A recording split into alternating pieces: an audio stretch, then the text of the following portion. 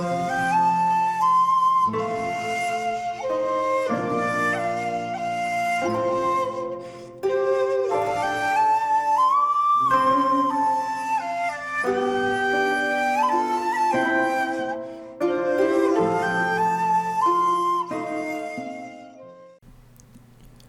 there, this is Solitary Ronin from Solitary Ronin Films, and welcome to our random review. Today's review comes from 1980, and it's back to the Philippines with Will Your Heart Beat Faster, or the catchier title, Kaka Baka Ba Kaba.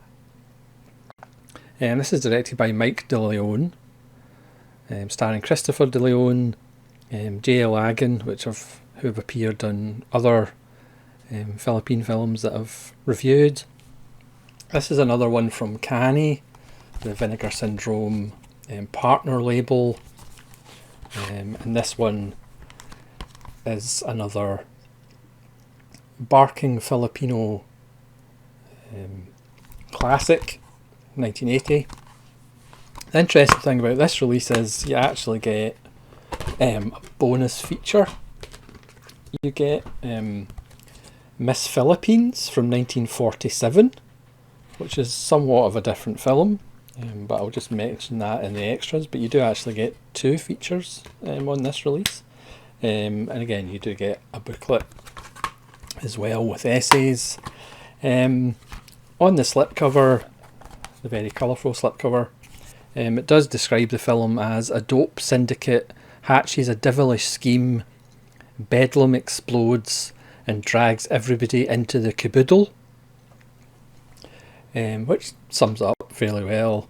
The film opens with two disclaimers about, honestly, this isn't true and don't take any offence, and it's just coincidence if any of these events are related to anybody living, dead or dying.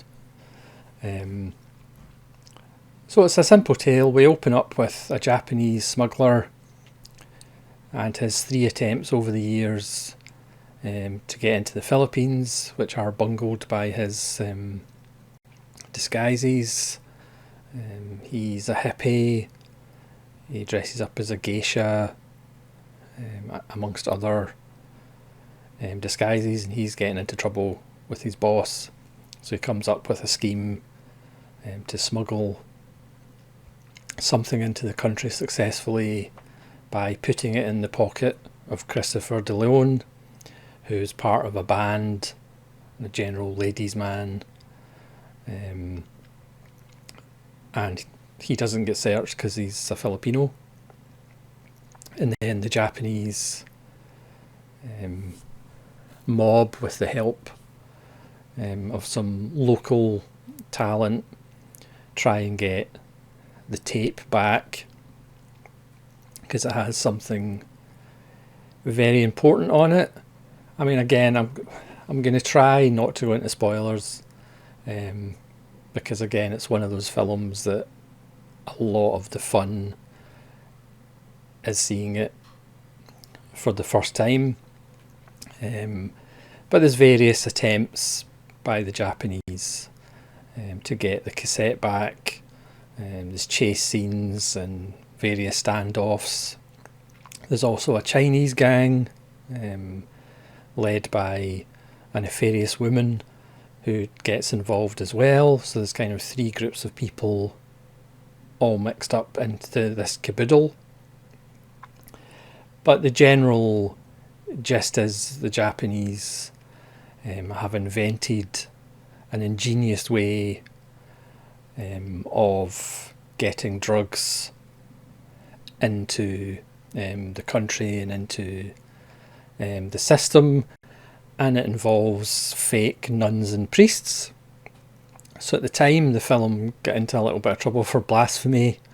There is kind of one example of kind of casual homophobia, and there is kind of casual racism between the gangs just by using terms that are kind of, or were commonly used terms to describe the Chinese and the Japanese which obviously if the film was made today, it would never be made. But there's no malice in it particularly.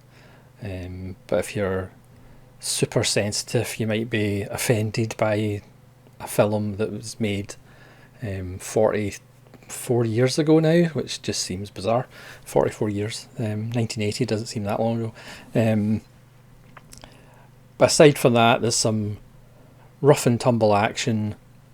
The film, some of the humour doesn't land like in the first 2/3 of the film maybe. And you kind of wonder, okay, this is fair enough, this is good. But then the last third just takes off into a whole different realm. We see the band play one song, which is a lovely little number. But then in the last third, there's 2 musical numbers, including the final number where the villain pretty much gives away his whole plan, and it's like the Phillipino version of a Busby Berkeley number. You can kind of see some of it in the back of the slipcover. I've watched the last 15 minutes of the film about 3 times. Apart from the spectacle of it and the humour and the sequence, the last 2 songs are actually really good songs and really sing-alongable. They've got great melody, hilarious lyrics, as all 3 groups kind of come together in just a wonderful finale. So of course on the under the surface there are stuff about people from outside the country coming into a country, and in this case trying to invade it with drugs. But this isn't really a hard look at the drug industry. This is played for laughs and adventure, and obviously it's a musical, or it has musical numbers in it that'll just knock your socks off, especially the last 2. And again, the idea of the dealers being nuns and priests, because nobody would suspect them, and their delivery devices of how to get kids hooked are quite hilarious. So again, it's just a bit of fun. But again, this is Kani number 14, and it's another winner. I think I've got another 3 Kani films in my backlog, and then I'll maybe just do an overview of my Kani collection, which I will try and pick up as many as I can, because again, these Vinegar Syndrome labels, or partner labels, as I've said before, kind of excite me more than the kind of Vinegar Syndrome or the image you have of what a Vinegar Syndrome release is, because these partner labels, Deaf Crocodile and Canadian International and Kani, are just full of absolute treasures that we'd never really see anywhere else. So as I mentioned, you do get another feature from 1947, the 99-minute Miss Philippines. Now, it's not a restoration, but it is a bit of a clean-up. There is actually a comparison between the pre kind of Blu-ray release of it. It's probably looks like a DVD kind of quality, but then if you see what it did look like, they have done their best. It's kind of a Douglas Sirk kind of melodrama about people trying to take advantage to get money by winning this contest to become Miss Philippines. There's lots of intrigue and kind of in-house sabotage of the company that arranged it to get their wife to win it. There's also men trying to exploit their female relatives by getting them to win it for the cash prize. I mean, it's not a great film, but certainly for a film that again would just probably be lost. It is really interesting to see it just on a release with this. It has nothing to do with this film as far as content or theme. But again, it's from a historical perspective, if it's interesting to see a film from the Philippines from 1947. And it is a good film as well. I mean, but I wouldn't go into expecting amazing quality as far as the picture. But it's more of a kind of, we have resurrected this, which again is always worthwhile. You do get an interview with a writer that worked with Mike De Leon, and again you get a comparison and a booklet. Yeah, it's another wonderful Kani release. It's a tremendous film that really kicks off in the last third.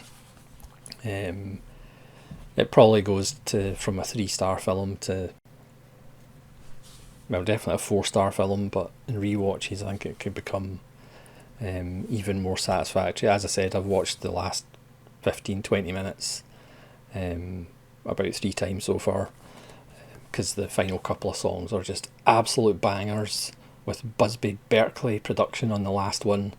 It's an absolute joy, so I'd highly recommend it if you can pick it up. Obviously it will probably be cheaper without the slipcover. Not that slipcovers are important or anything like that. So thanks so much for watching this random review of Will Your Heart Beat Faster, or Kaka Baka Ba Kaba. Just rolls off the tongue. Please let me know if you've seen this film and what the hell you think of it, and hopefully you'll join me again for more random reviews. This is Solitary Ronin from Solitary Ronin Films, saying farewell.